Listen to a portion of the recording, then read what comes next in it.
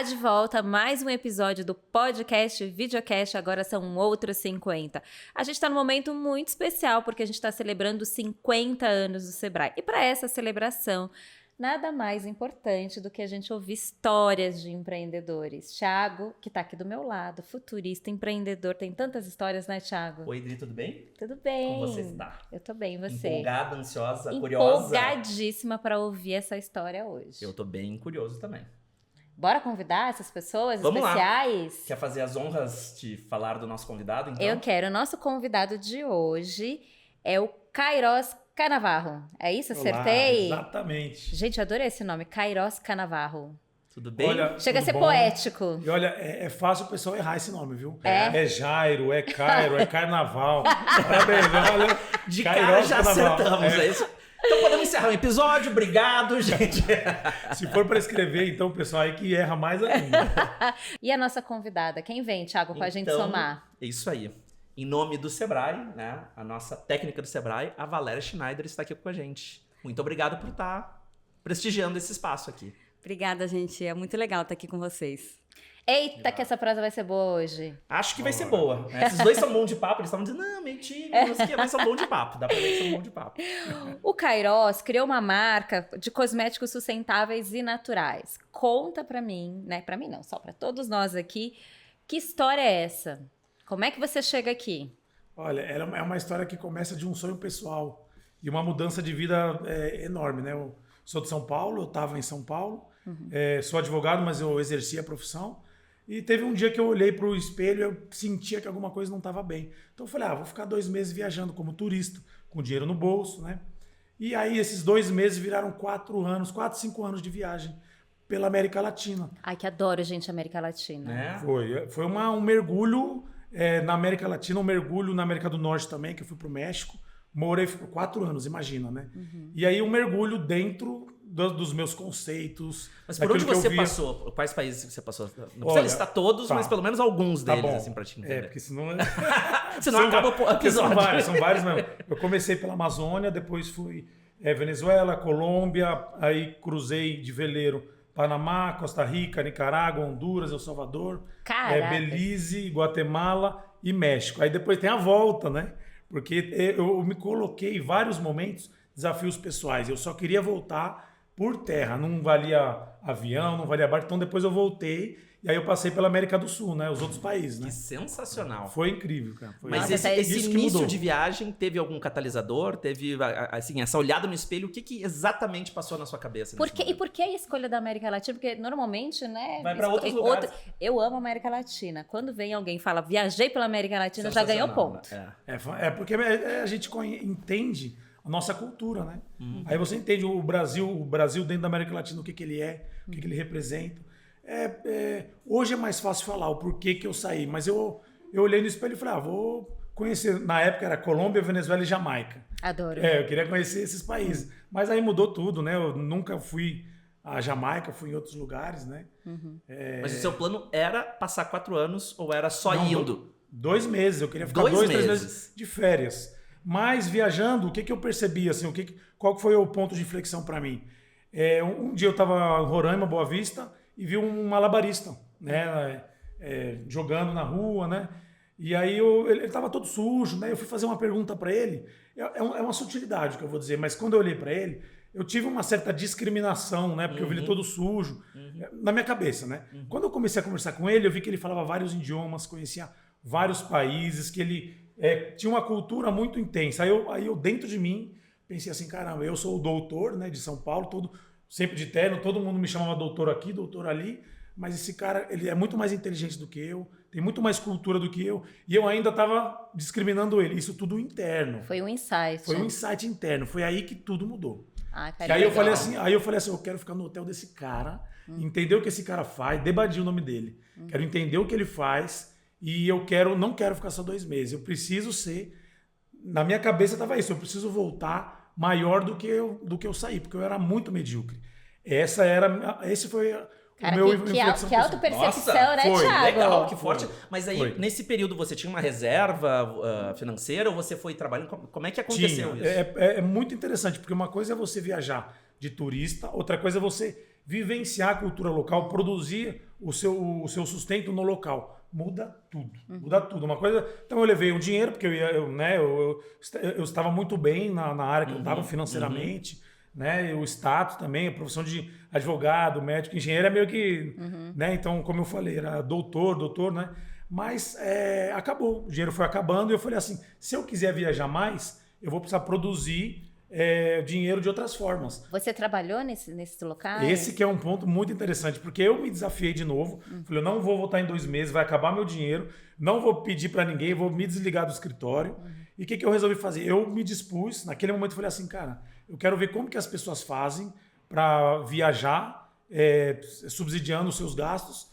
E aí eu me dispus a falar assim, ó, eu estava com um amigo meu que eu acabei encontrando, que ele foi me visitar. Eu falei assim, ó, cara, se precisar me vestir de palhaço, fazer artesanato, cuidar de jardim, o que precisar, eu vou fazer, porque o meu objetivo é cultural e desenvolvimento pessoal. Eu estou aberto às oportunidades que qualquer aparecerem. coisa, desde que fosse... Você trabalhou de quê? Claro.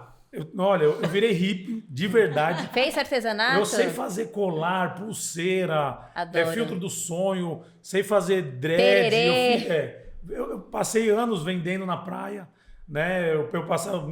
praia, assim, que se eu te falar, lugares fantásticos, assim, que você vai ver conhecidos no mundo todo. Eu ia lá, mas eu ia como vendedor mesmo, eu ia com pulseira, eu colhia as coisas da natureza, aí começa a minha relação com a natureza. Agora, assim, eu adorei, vocês parecem uma novela. Eu tô aqui, assim, ó, olho vidrado. Mas eu quero saber agora, como é que você resolveu empreender? Como é que toda essa jornada, essa experiência te leva para o empreendedorismo? Tem coisas que a gente vai descobrindo, né? A gente olha para trás e aí encaixa as coisas, né?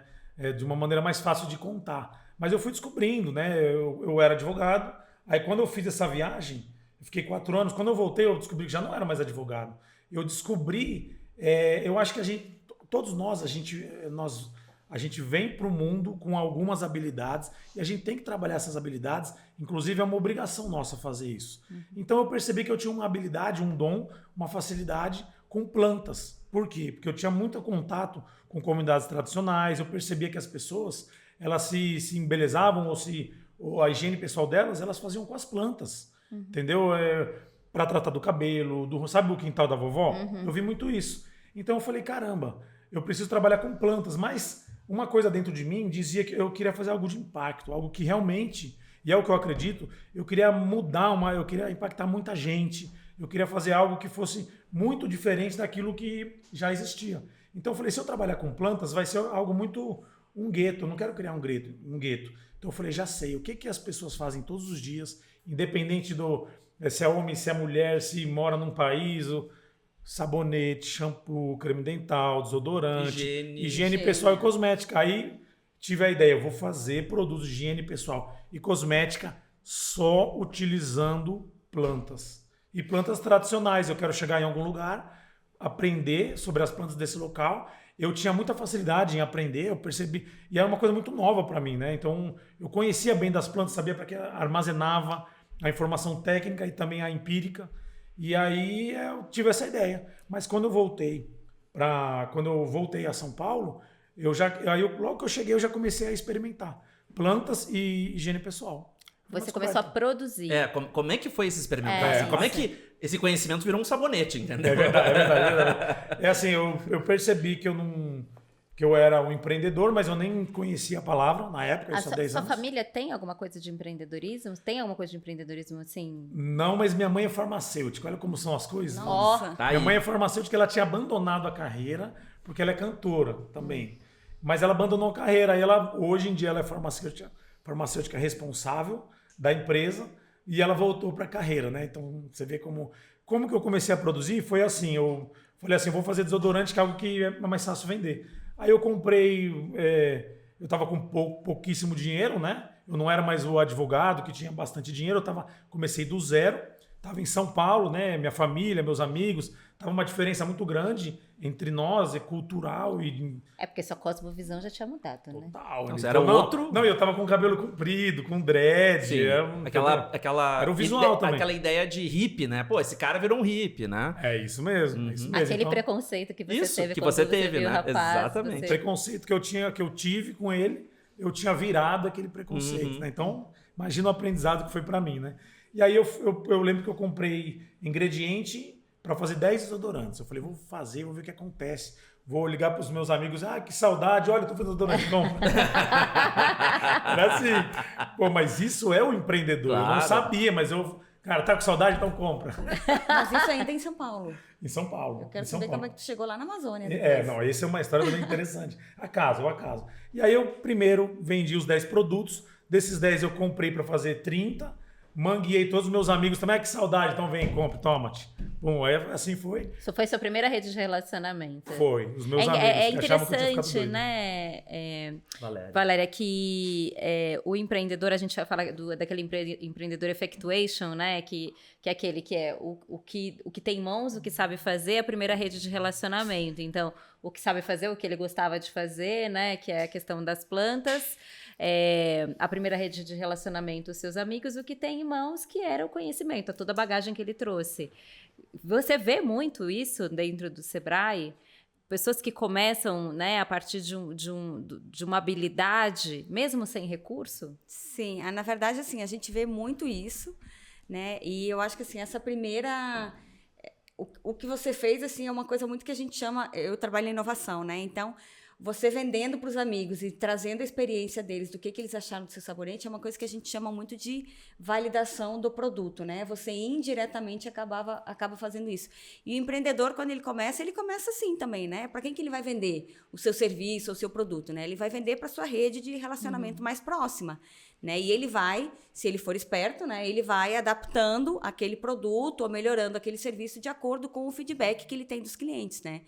E a gente vê muito isso mesmo no Sebrae, né? A gente vê empreendedor de todo tipo. A gente vê aquele empreendedor que já sabe o que ele quer fazer, né? Que ele nasceu para isso, que ele sabe o que ele quer fazer. E a gente vê aquele cara que, tipo, chega no balcão e pergunta assim, olha, o que está dando dinheiro?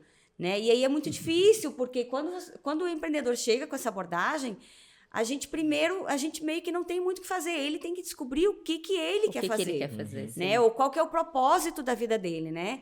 Eu gosto muito dessa questão que hoje se fala e que, assim, a gente vê muito na juventude e cada vez mais, né, da questão do consumo consciente, que é o empreender com propósito. Sim. Né? Porque é muito diferente quando você empreende porque você precisa, né? Aquilo que, né? Você estava ali, mesmo que você diga assim, eu precisava gerar R$25 todo dia, porque era o gasto que eu tinha todo dia. Mas você estava ali com um propósito. Era o seu propósito de se autoconhecer, né? Enfim, de gerar né? De melhorar, de evoluir como pessoa, né?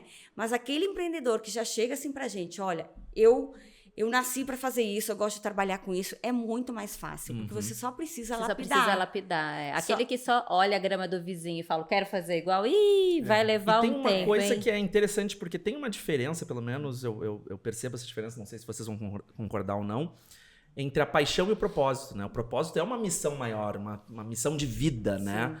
E a paixão a gente, inclusive, pode ter várias, né? Eu costumo dizer assim, olha, eu gosto de pizza, sushi e churrasco, e tá tudo bem, né? Então eu posso empreender em educação, em tecnologia, em moda, mas o sentido por trás disso é o mesmo, sabe? Eu tô entregando com o mesmo sentido todas essas coisas, né? E às vezes o pessoal confunde, né? E é interessante, Valéria, você trazer essa questão do propósito e também da necessidade, porque me dá a sensação que você começou por necessidade, né? Por propósito, mais do que necessidade. Porque eu queria ser uma pessoa melhor. Sim, essa viagem de autoconhecimento, né? Eu não podia falhar. Sim. Eu precisava... Porque às vezes quando a gente fala em o Brasil, a maioria dos empreendedores são empreendedores por necessidade, né? E não quer dizer que na necessidade você não pode ter um propósito. Isso é muito... Porque é o que eu vejo, assim, ok, tem a necessidade de construir algo, né, para que você tenha lá a sua geração de renda. Mas tem um sentido por detrás, não é, eu vou fazer qualquer coisa para ganhar um dinheirinho, entendeu? É assim, a necessidade movimenta e ali a gente descobre. A gente descobre, exatamente. É o famoso meter as caras. Né? E eu digo assim, empreendedor é um verbo, é uma ação. Você tem que meter as caras mesmo e ter coragem e não ter problema com frustração, com alguém te dizer erro, não, né? com alguém te julgar, porque é isso, você o empreendedor, muitas vezes ele vai abrindo o caminho com o facão. Né? Mas, Queiroz, assim, a gente ainda tá naquela primeira parte ali onde você tava vendendo desodorante pros seus amigos naquela ligação. E aí? Em São Paulo. Que saudade. Em São Paulo. E aí, cara? Aí eu falei, cara, não tem nada a ver comigo São Paulo. Percebi isso, né? Aí eu comecei a procurar a passagem, achei uma passagem, à época, R$125 para Alter do Chão, para Santarém, que é a cidade mais próxima de Alter do Chão. Eu peguei e comprei. Assim, ao acaso. Eu nem sabia que era no Pará e nem sabia que era Amazônia. Você só veio pelo preço. Gente, faz sentido. Claro que não, as coisas vão... Não, mas eu vou te contar que a penúltima férias que eu tive foi assim também. Achei uma promoção para Alter do Chão, que eu também fui pesquisar onde era e depois foi desse jeito também. Olha só. Aí eu cheguei em Alter e sabe assim, de novo, tudo deu certo. Eu cheguei lá.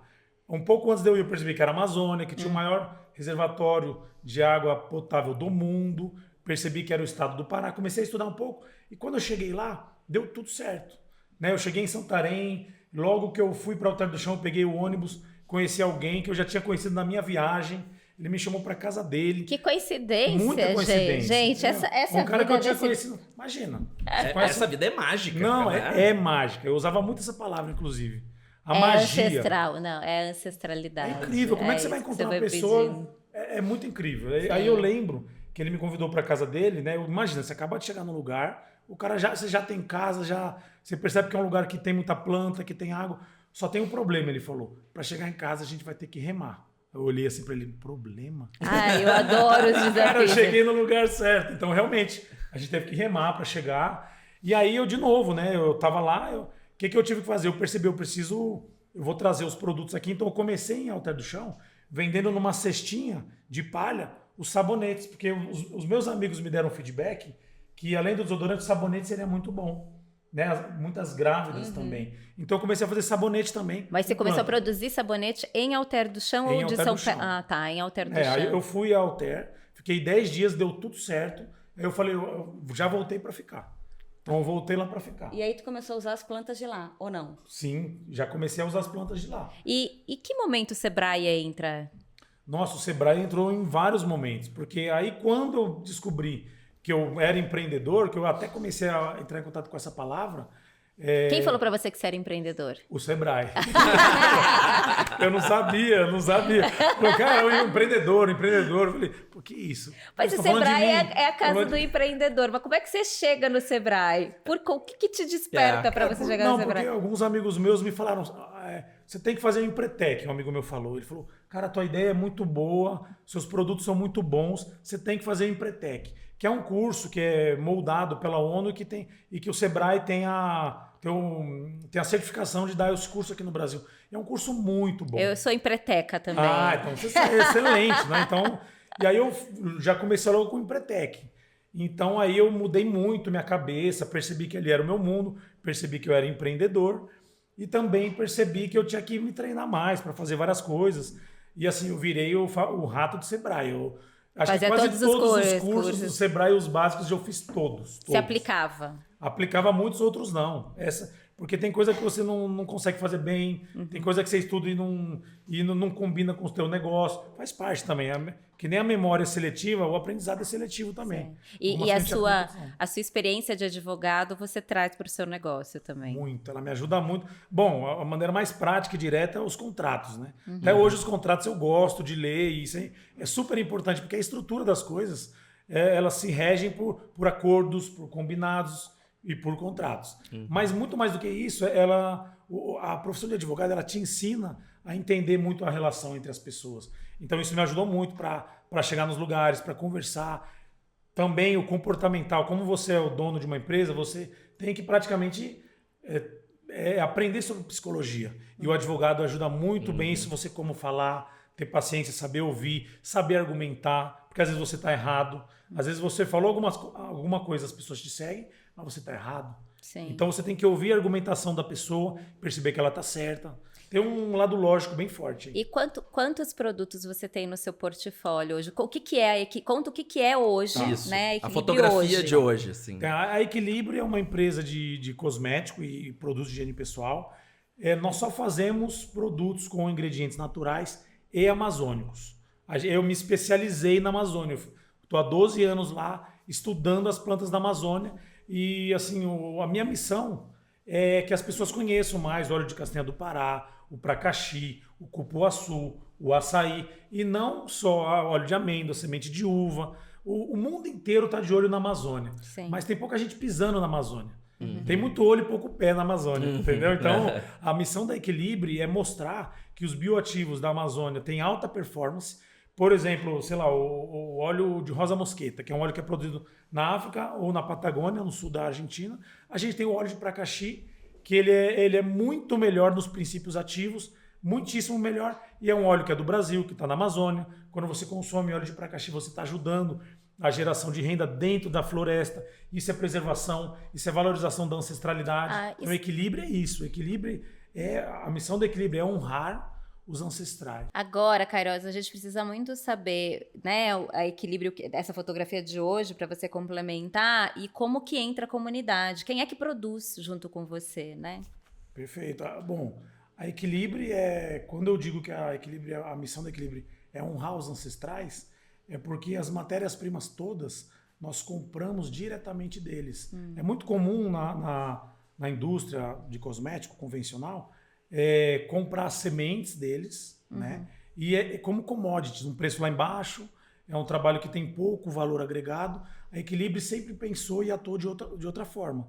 A gente estimula que eles produzam aquilo que eles aprenderam com os avós deles, né? Que legal. E a gente, em vez de pagar a tonelada R$100, a gente paga o litro R$80. Então, é uma verticalização da produção, é entregar para eles o prêmio. Mas eles já produziam ou você ensinou eles a produzir? Eles já produziam? Eles já produziam, porque aprenderam com os pais, com os avós. Tá. Que legal. Né? Só que eles, com o equilíbrio, eles percebem que isso tem um valor de mercado. Dentro da Amazônia, a gente tem um problema que o IDH é muito baixo, as pessoas não têm como gerar renda. São muito isoladas. E ela perceber, né, que o quintal dela, as árvores, aquilo que ela aprendeu com o avô, ela pode vender. Isso é a economia da floresta em pé. Mas aí, deixa eu só entender, então, qual é o portfólio hoje de produtos? Então, o que vocês... A gente tem creme para o rosto, shampoo, condicionador, Legal. protetor solar. Protetor solar é feito, por exemplo, com buriti, com cupuaçu. E tudo isso produzido pela comunidade? Não, é produzido pela empresa, onde a comunidade entra. Toda a matéria-prima vem deles. A matéria-prima, tá. Vem deles. E assim, é muito comum... tem que ter um trabalho, às vezes, de ficar 1 ano, porque às vezes eles não têm CNPJ, não emitem nota fiscal, às vezes a produção é muito rudimentar. Então a relação com eles é muito intensa e a base, né, do nosso trabalho é esse. Então hoje em dia a gente tem mais de 30 fornecedores, desse jeito que eu te falei. Eles produzem e eles ganham dinheiro com equilíbrio. Então, quanto mais equilíbrio ganha, eles ganham também. Direta, a relação é direta. Valéria, é um negócio de impacto social? Eu acho que sim. Eu acho que é um negócio de impacto social e ambiental. Porque o que eu vejo eu vejo assim na Equilíbrio é que tem essa questão do social, né, de educar as comunidades ribeirinhas, que elas podem não apenas serem exploradas, que é o que normalmente acontece na Amazônia, né? Tem os atravessadores, os intermediadores que pagam centavos por toneladas de produto, né? E aí quando a gente não trabalha isso, a gente está estimulando aquela indústria de vamos depredar a Amazônia, vamos explorar até acabar. De colonização. Exatamente. Então, assim, uma forma de combater isso é por meio da educação, de mostrar para essas comunidades ribeirinhas que tem outros caminhos, né? Deles trabalharem com aquilo que eles conhecem, com aquilo da ancestralidade deles, né? Porque o conhecimento que eles têm da Amazônia vem de família, vem do histórico, né, de vida deles, né? São comunidades que estão lá há muitos anos. Transgeracional, né? São muitas gerações ali. Né? Quando você vai para essas comunidades, não é a gente que ensina, né? Exato. Como eles querem trabalhar com as plantas. São eles que nos ensinam, né? E quando você consegue se colocar no mesmo nível deles, que foi isso que você fez quando você contou a sua história lá no início, exatamente. Se colocar no nível da pessoa, de se despir das suas, né, dos seus preconceitos, enfim. Então, você consegue entender a dor daquela comunidade, a dor daquele público que você com quem você está trabalhando. E aí vale para qualquer coisa, vale para o seu cliente, vale para o seu fornecedor, vale para aquela comunidade, enfim. Quando você consegue se colocar no lugar, você consegue gerar uma solução que faça sentido para aquele cara. Seja aquele cara o seu cliente, ou seja aquele seu cara parceiro, o seu fornecedor, né? o seu parceiro. Tem uma coisa que você falou muito legal, né? Que é muitas marcas, inclusive muitas marcas ligadas à indústria de beleza, de higiene, né? Elas se apropriam de coisas e ainda tem vantagem como branding depois, né? Como, né? Estamos aqui trabalhando a natureza, mas na verdade essa relação é uma relação meio predatória muitas vezes, né? E o que você traz é estimular a autonomia, né? Exato. E tem uma questão que para mim, assim, para sair dessa perspectiva da apropriação, é a gente ter uma consciência da coexistência e da complementariedade. Então, qual é o que a comunidade traz de saber e o que você traz de saber e aonde tem a complementariedade. Perfeito. Porque às vezes você acessou lugares, acessou códigos, acessou várias coisas que essa comunidade aqui não acessou. Mas essa comunidade acessou muita coisa que você também não acessou. E pode coexistir as duas coisas serem complementares. O que não pode é ter a sobreposição, que é onde vem o processo da exploração, da apropriação. Então, para mim é um super case de negócio, de impacto social, de ambiental. É visão de futuro, né, Thiago? Total visão de futuro. E foi muito feliz que a Valéria falou, né? Que assim, tem duas coisas conversando aqui, que uma coisa é o impacto social que tem, e outra coisa é o impacto ambiental. Às vezes as empresas têm só um, e tá ótimo ter só um, mas no caso dele ainda tem dois, hein? Tá bem, hein, cara? Tamo indo. E tem uma outra coisa também, que quando você trabalha no tipo de negócio que ele tem, que é a questão de você... Porque a gente trabalha, tem um programa, né? O Inova Amazônia. Então, a gente vê muito isso nas empresas que são atendidas pela gente, né? O que é o Inova Amazônia exatamente? Você pode falar O Inova Amazônia, sim, é um programa de pré-aceleração e aceleração que trabalha com ideias inovadoras, né? Ou negócios inovadores, ou startups, que tem um modelo de negócio inovador que seja em alguma temática da bioeconomia e que utilize algum insumo da biodiversidade da Amazônia de forma sustentável. Que legal. Né? Mas o que eu queria trazer era o seguinte ponto, que quando você mostra para aquelas comunidades, né, para os ribeirinhos, que eles estão naquele modelo, né? Eu só sirvo para tirar o fruto e vender para o atravessador. Quando você mostra para eles que tem uma alternativa, que ele pode viver muito melhor, né? Entregando o produto para uma empresa que vai fazer um melhor uso daquilo e dando mais valor, quando ele enxerga isso, ele mesmo começa a se conscientizar que ele não precisa destruir a floresta. Que ele aquilo vai fazer parte para que a própria existência... O sistema fica nutrido como um todo. Exato. Né? E aí você consegue, só terminando, Kairos, assim, aí você consegue gente que também vai ajudar a conservar a floresta. Perfeito. Né? Então você consegue... É o mundo perfeito, né? Onde você educa, onde você dá melhores, você premia mais por conta disso e você ainda ajuda na conservação da floresta. Né? Sabe o que eles falavam para mim? O que eles falam, né? Olha, Kairos, lembra que você falou que essa árvore aqui de Andiroba, essa floresta era um banco verde? Agora a gente entendeu. Em vez de cortar e vender para madeireira, deixa vivo e plantando mais. Sem ter o intermediário. Sem ter o intermediário. Eles produzindo por eles. Exato. O que você está segurando aí? Isso que eu ia falar. Você falou do Inova Amazônia.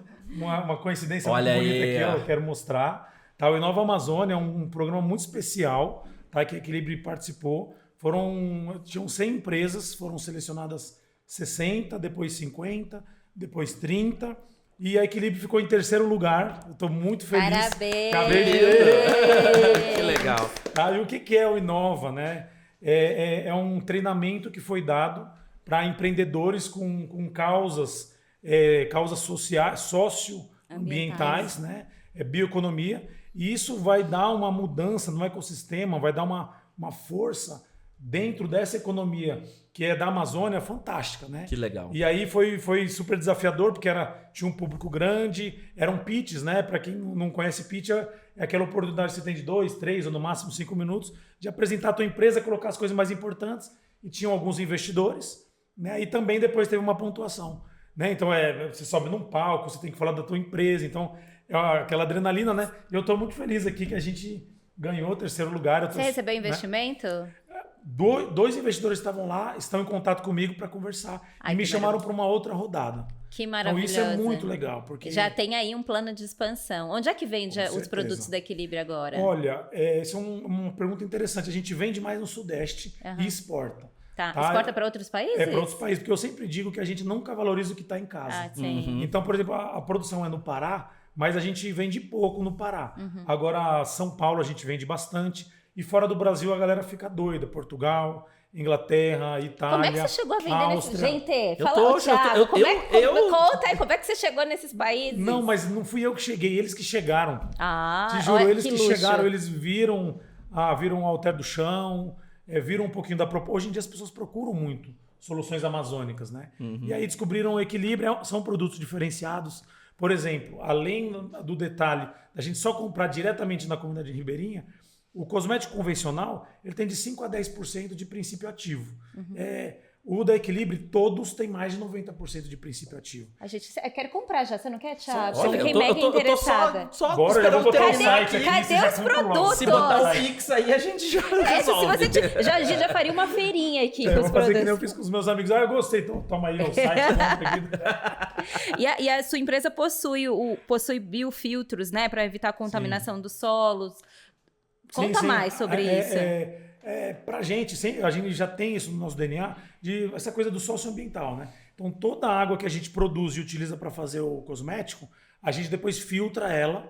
Tá? Ela é uma água limpa, porque a gente só usa ingrediente natural. Ela não contamina, mas mesmo assim, a gente tem biofiltros, né? Que foram feitos por engenheiros, agrônomos, para devolver essa água mais limpa ainda. A gente tem também um ciclo de bananeiras, que toda a água de banheiro lá da nossa sede, ela vai para um tratamento e a gente não joga nada. Nossa poluição é zero. Tá? Então isso é uma preocupação, uma ocupação que a gente tem muito forte. Biofiltros, fossa de bananeira. Como é que são suas embalagens? É isso que eu ia perguntar. Eu fiquei curiosíssima das embalagens. Tava aqui, ó, na ponta da língua. Embalagem é uma coisa super difícil no Brasil, porque a gente não tem muitas empresas que produzem. A tecnologia, né? Tem, em produção até industrial. tem a tecnologia, mas não chegou na indústria para produzir em escala. Embalagens, como é que chama? Biodegradáveis? Biodegradáveis. Mas a Equilíbrio, a gente usa embalagem de material reciclado, ou recicláveis, ou vidro. Que a gente entende que a pessoa consegue reaproveitar. Perfeito. Né? Mas a gente já cutuca aí outros empreendedores, assim, que é importante a gente ter uma indústria de embalagens que sejam biodegradáveis. Quem sabe possa ser o seu segundo negócio, hein? Olha, ou você fazer uma parceria para, né? Eu já pensei muito nisso, sabia? Porque não tem no Brasil. Se você está sentindo essa demanda, mais gente deve estar sentindo essa Com certeza. necessidade dessa demanda. Não, e tem uma... Queiroz, eu queria só te perguntar em questão das embalagens, porque eu achei que você fazia o ciclo completo, né, de reciclagem, né, de recolher as embalagens e tal. Você não faz isso, então você não dá pra gente dizer que você trabalha na economia circular, não. Olha, a gente diz que sim, por quê?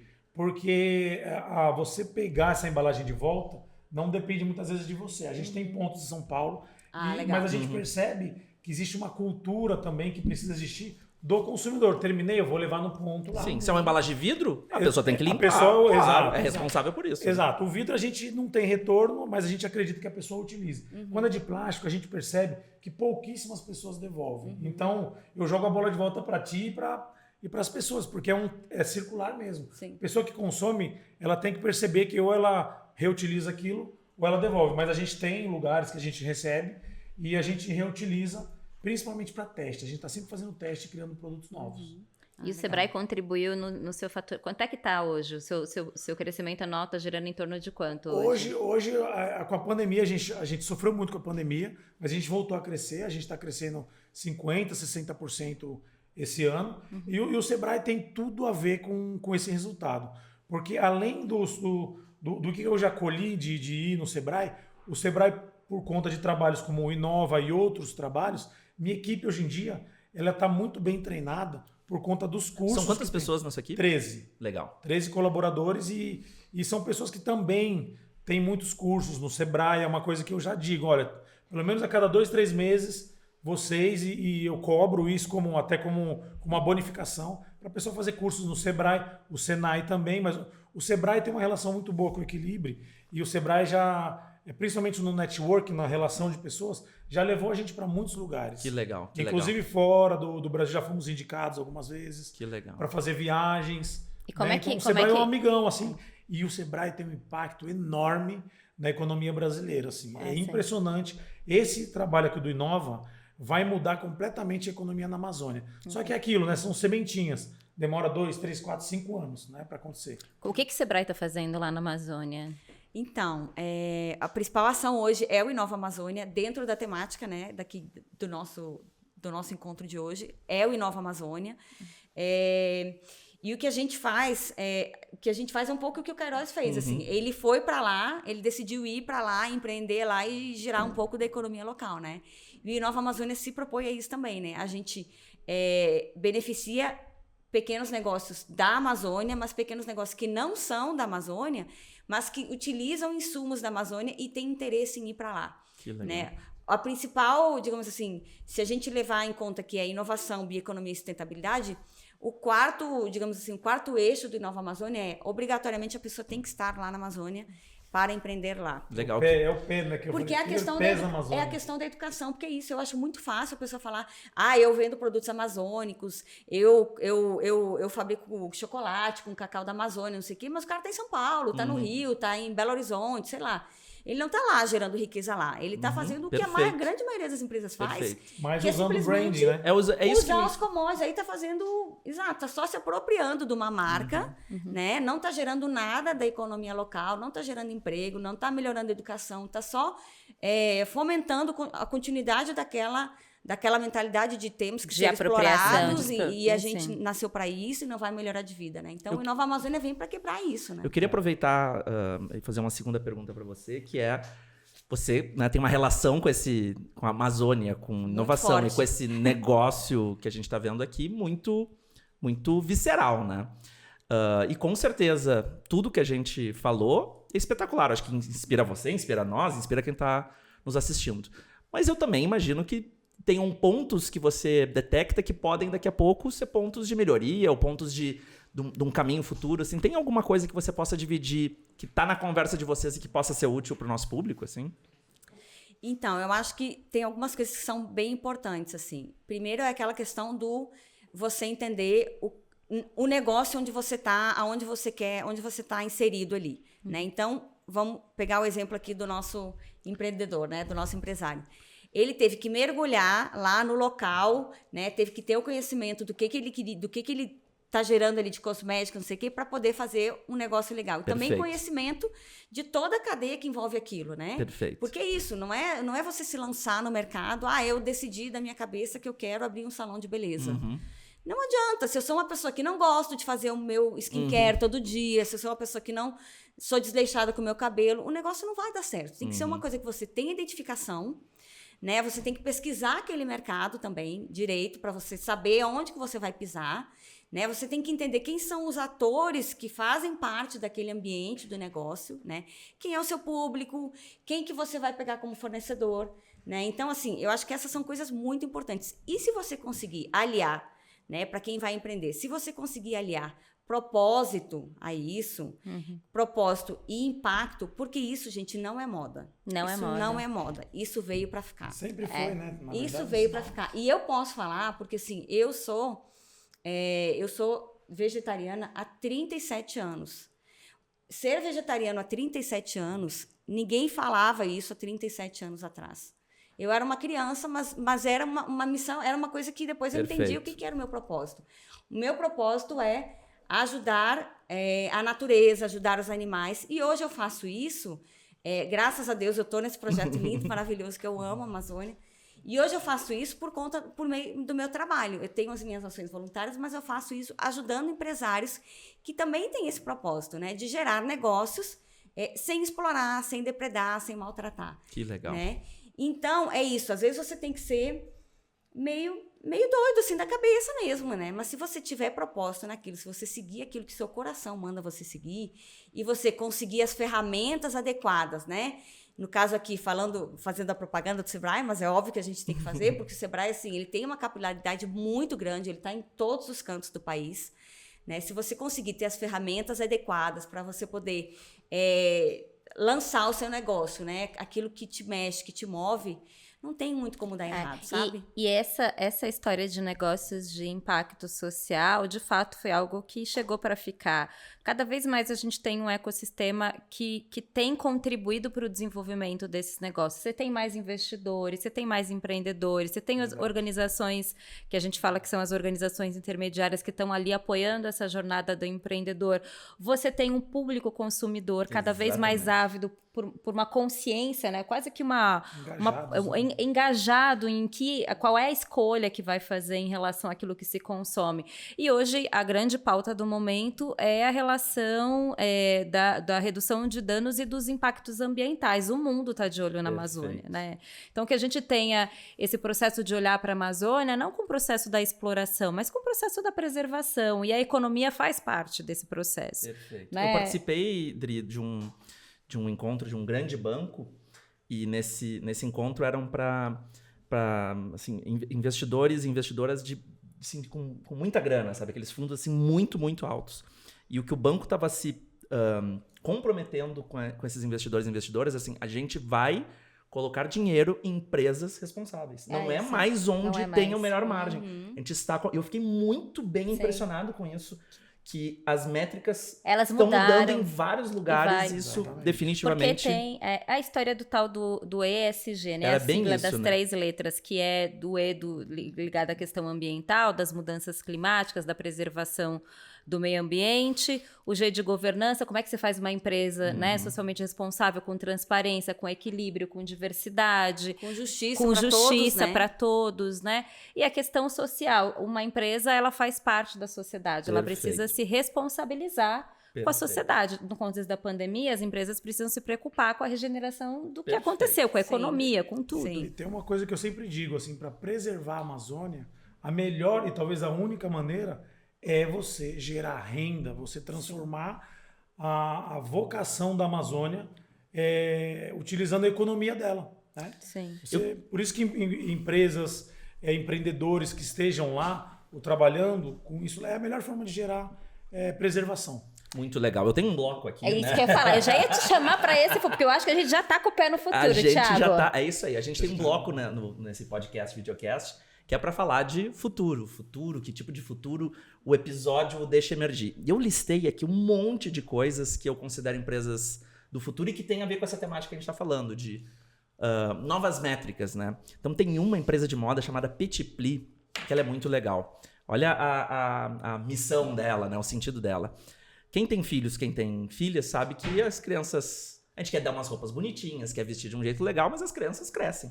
E aí a roupa fica inviabilizada, né? Muitas vezes a gente faz um aporte grande, gasta bastante grana e a roupa fica inviabilizada. E eles criaram uma roupa que cresce junto com as crianças. Gente, eu quero essa roupa. Ela é toda plissada, por isso que é o pli. Então ela é toda dobrada, ela é tipo um fole, e aí a calça vai aumentando de tamanho, Gente, vende aqui no Brasil já? Nossa. Vende online. E aí ela cobra um pouco mais, mas na conta mas a gente paga, muito mais barato. E o sentido dela foi, eu não quero propor a moda pela moda, eu quero propor uma moda com sentido. Funcional. O plissado, que é uma outra estética, uma estética toda dobrada, você olha, é lindo assim. É com um sentido, né? Com um propósito, é com uma missão, que é gastar menos roupa. A segunda indústria que mais surge no mundo é a moda. A indústria da moda. Então, assim, isso é lindo. Eu olho e fico emocionado com o case como esse. Tem um outro case financeiro que eu acho sensacional, que é uma empresa chamada Doconomy, da Suécia, desculpa. E olha só o que eles fizeram. Eles criaram um algoritmo que cruza com as vendas do cartão de crédito. E eles criaram um cartão chamado do Black. Esses cartões Black normalmente são cartões onde a pessoa não tem limite de compras, né? Então é uma coisa de status, né? Posso gastar quanto eu quiser, só que no fundo, na nova métrica, quanto eu gasto indiscriminadamente, eu tô ferrando a natureza. Então a gente vai mudar a métrica. Toda compra vem no extrato uma pegada de carbono. Comprei uma camisa, tanto de pegada de carbono. Comprei um celular, tanto de pegada de carbono. Se você vencer o limite de carbono mensal, trava o seu cartão de crédito. Genial. Então não interessa se você é milionária, bilionária.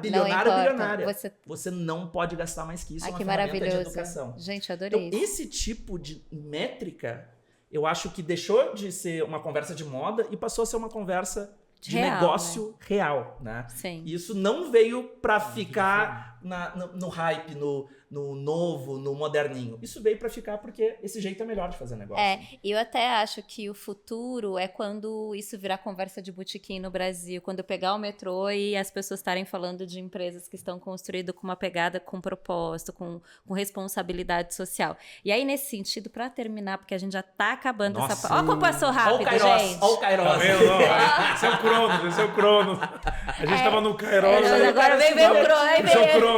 Vem quase um avatar de Cronos Cronos, né? trouxe pra realidade. Eu tô fazendo esse papel Não aqui adianta, do Cronos. não adianta. Temos que encerrar. Mas antes de acabar, eu queria te puxar para, né, Kairos, né? Contando qual é a sua visão de futuro da sua empresa, da Equilibre, né? Como é que você imagina ela daqui a uns anos? Perfeito. A gente já tem um estudo de franqueabilidade para franquear as lojas, né? As lojas e o spa, porque a gente tem uma loja e um spa. Você não contou isso, gente? Tem muita plot coisa. twist agora. É o Cronos, né? É o plot twist. Tipo, não, agora eu vou falar sobre spa. Pá, outro episódio. Porque o cosmético é o produto final. Né? O spa é o serviço. Tem muito profissional querendo ter produto da linha profissional com essas características que a gente estava começando. Então, esse é um mercado que está crescendo muito dentro da Equilibre. E o spa é de vocês? O spa é da Equilibre. E Equilibre. vocês estão criando. Mas hoje eu dou várias consultorias em clínicas, resorts de hotel, para levar os produtos, fazer o treinamento, porque a maneira de usar o produto é um pouco diferente. E esse falando de futuro, isso está abrindo dentro da empresa um faturamento muito bom. A gente percebe que a gente praticamente está sozinho no mercado com relação a isso. Abrir franquias, a gente quer abrir uma em São Paulo, tá?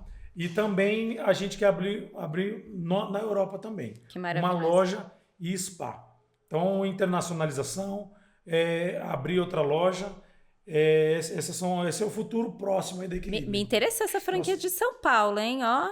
Vai ser um sucesso. Fiquei Eu de acho, olho. eu farejo que você vai acabar fazendo uma coisa, tá? Não quero influenciar aqui, que você vai começar também a receber empreendedores e empreendedoras que escutam a sua história, porque ela é incrivelmente inspiradora. Não viraria filme também? Certamente. E tem um filme. O quê, gente? Vai tirando da cara. Por aí, portas abertas, tem um filme, tem um filme. Mas eu acho que você vai criar algum tipo de movimento para receber empreendedores e empreendedoras para estimular que ajam como você está agindo, sabe? Legal, quando a pessoa escuta essa sua história, eu fico com vontade. Eu quero ir lá, eu quero ver acontecendo, ou para fazer algo semelhante, ou para, no mínimo, melhorar o que eu já tenho, sabe?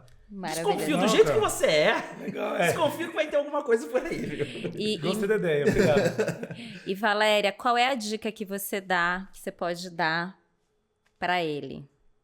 São tantas. Mais uma, você já me deu várias. Mais São uma. tantas. Qual é a dica São para tantas. ele, mas também que, né, para todo mundo que seja tá abrangente, que seja abrangente. Conheça bem o seu cliente, porque muitas das inovações que você pode trazer para o seu negócio, elas vêm do cliente. A gente está falando aqui de uma mudança de cultura, né? De gerar negócios de maior impacto social e ambiental, gerar negócio com propósito. Mas por que isso vem? Por que as empresas estão aderindo a isso?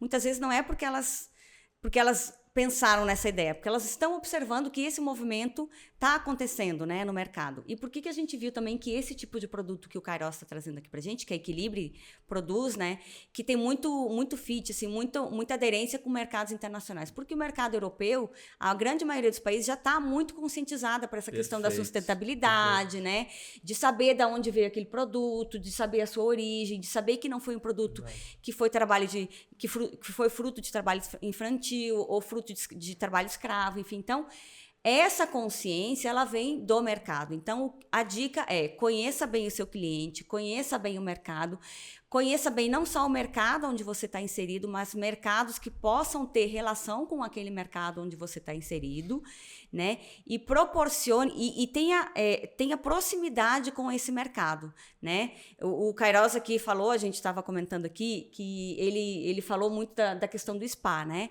Que foi um novo nicho que você encontrou aí para o cliente aprender a usar o seu produto, né?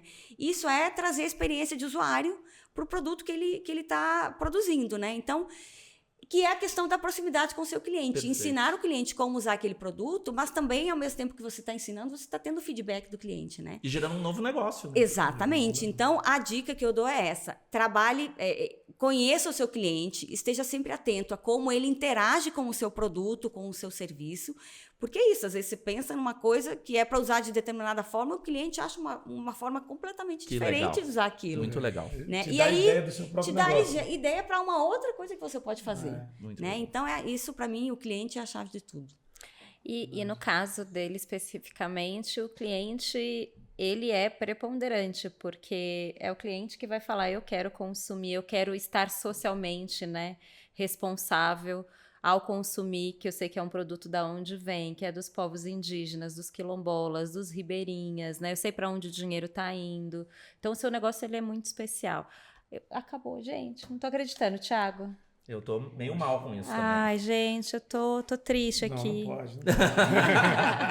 Mas Olha, estou muito feliz de ouvir eu essa vou história. pegar um ganchinho do que você falou, que assim, sabe o que eu percebi também aprendendo com o cliente? Que o cliente, tem pessoas que compram olhando para o socioambiental, mas as pessoas compram muito olha o que eu vou falar, elas buscam resultado. E sabe o que é interessante?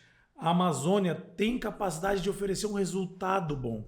Então tem muita gente que compra e é cliente da Equilibre, e até a maioria, porque o produto é bom. Por que o produto é bom? Porque ele é puro, porque ele vem direto da Amazônia, porque, entendeu o que eu quero dizer? Sim, com certeza. Não é só que É uma questão de performance. Busca. Tem gente que vai, eu quero saber se essa empresa tem compromisso. Mas tem um cara, eu não quero nem saber. Dá resultado. Eu quero minha pele ótima. Porque não adianta ser um E onde eu produto quero ruim chegar? também, né? Não adianta você vender o Exato. social ambiental se o produto não performa Exato. bem, é ruim, E né? o que eu quero dizer é que os produtos da Amazônia têm uma alta performance. Perfeito. Então isso é legal, não é só pelo engajamento, também é pela qualidade. Thiago, eu já tô até triste. Você acredita que já passaram todos os episódios? A gente chegou no último episódio dessa temporada. Foi uma jornada longa de aprendizado, de revelações, de inspirações. Agradeço muito ter ficado ao seu lado aqui. Muito obrigado por todos os ensinamentos que se deixou. Agradeço muito ao Sebrae por ter nos proporcionado essa oportunidade, aos nossos convidados e convidadas. E agradeço muito a ideia de empreendedorismo que eu acho que mudou o mundo. Ai, com certeza, é um grande movimento de transformação. Obrigada, né? Obrigado. Vocês estão num episódio muito especial, porque vem de uma série, a gente está encerrando com uma história maravilhosa com vocês dois. E para vocês que estão nos assistindo, olha, todos os episódios vão estar lá na plataforma do YouTube e do Spotify. Eu tenho certeza que vocês vão encontrar a história que vai conectar com você. E muitos aprendizados com as dicas dos especialistas, dos técnicos do Sebrae. Muito obrigada ao Sebrae e todo o time, né, que está aqui no backstage trabalhando para que todas essas histórias, né, essas inspirações possam acontecer.